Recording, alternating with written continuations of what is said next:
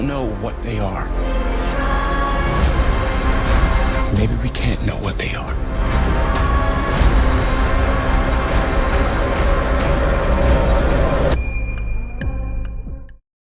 Hello, hi. Hope you guys are doing well. Liam, first question to you, sir. So, how was it like reuniting with David Benioff and Danny Weiss, and like, have they evolved in any ways? How was it like working with them again? Listen, I was lucky enough the first time to work with these master storytellers, and then we had the added bonus of Alex coming on board as well. So when the opportunity came up that they were going to do a different story, a science fiction story, and I've loved science fiction forever. And the bizarre thing was, I wasn't a big fan of fantasy. The first time around, I had to be convinced by my agent, read the script.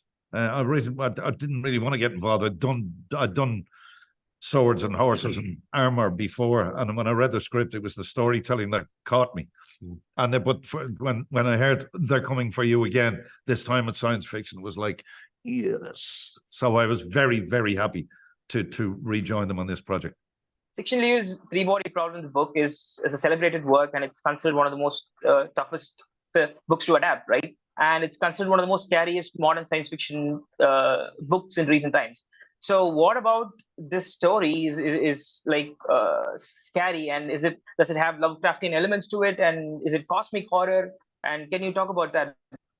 Does it have what? Sorry? Cosmic horror. Was that what the word you phrase you used?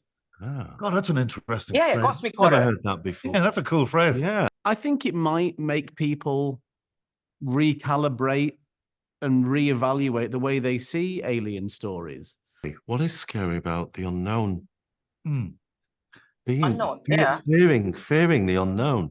I mean, that's what causes the divide in humanity in the world once they understand that there's a potential existential threat. And is that the fear within our own minds that creates that as well?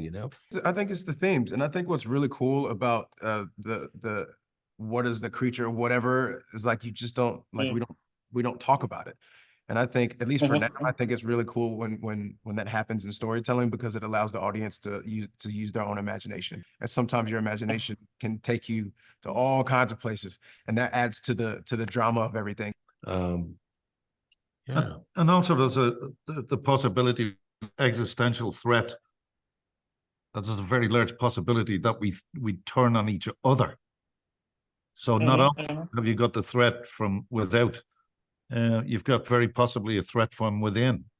As we know, and it's like stating the obvious, the only way our species is going to survive is if we work together and look after each other and treat each other well. Otherwise, the house of cards comes down, and there is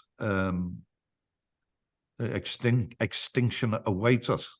Part of the old cliche of any type of alien story is that the aliens are the enemy, and they're a kind of bad guys, to us, and they're on a kind of nihilistic mission to just wipe us out for the sake of it, and they don't want us to exist in the world. And I think that the book and the show, they take a slightly different angle on that, where they make you think it's much more complicated than that. And it doesn't have to be about aliens and people from other galaxies. It can be how you see people from other countries.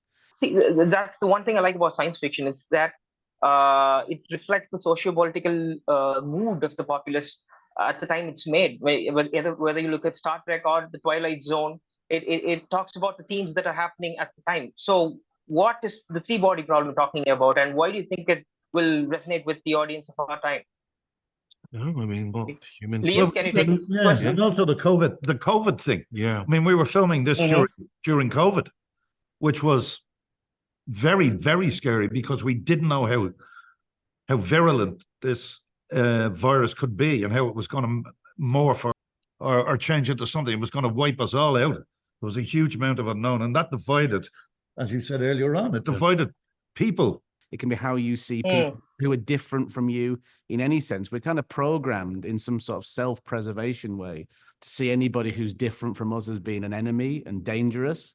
And I think that this book and the show go quite a long way to making people think that No, that's just a strange insecurity that we have. And if we were just a bit more accepting of people that were different, we might find that it's better for both sides. What I love about this is it's not kind of the classic sci-fi with all it's not like Doctor Who where it's all these creatures coming in. It's about humanity, and it's I think it's very philosophical. I think it's very dramatic. And I think it's at the heart of it about humans and how we respond to this knowledge that there might be life outside. Because what we're saying is that level of threat that we have actually experienced during the times of COVID, you know, of not knowing where it is, or is it around us, you know, How to stop it. Exactly. Yeah. I mean, you can just translate that into within our drama, really. Yeah. You know, the action is still the same, isn't it? Mm-hmm. You know. Did you guys both read the books, and were you asked to read it? I would read it, and it was as cliche as it sounds, it was like really like later on when I'd put the book down, and I was sort of staring out of the window, that I would just like sort of starting to fully understand what I'd just read and contemplating it. And some of it it's almost uncomfortable to read because it's kind of like that, like the sort of early H.P. Lovecraft existential dread, the way that it can tap into that. And yeah, I felt I felt anxious.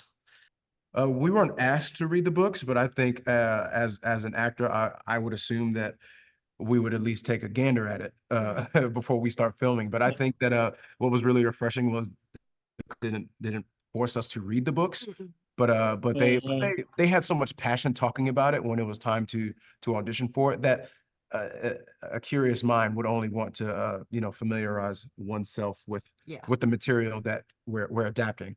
And it's a difficult read, but it's a good book. David, Dan, and Alex did a really great job of adapting the story in a way where, you know, people can relate to the characters in this story. And I think that just makes the sci-fi aspect of it hit even harder, because you want to care about those characters before you witness them go through these experiences. I think it just makes everything hit harder.